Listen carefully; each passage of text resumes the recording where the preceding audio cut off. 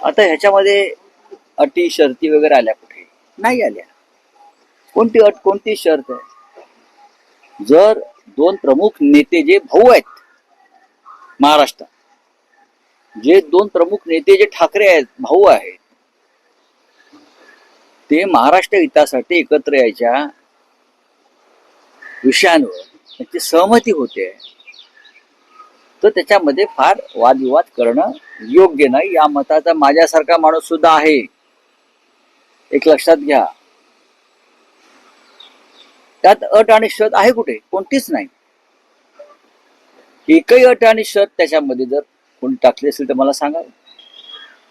राज ठाकरेंचं म्हणणं आहे महाराष्ट्र हितासाठी, उद्धव ठाकरे म्हणतात महाराष्ट्र हितासाठी. प्रश्न इतकाच आहे, या महाराष्ट्र हिताच्या फॉर्म्युल्यात भारतीय जनता पक्ष बसत नाही.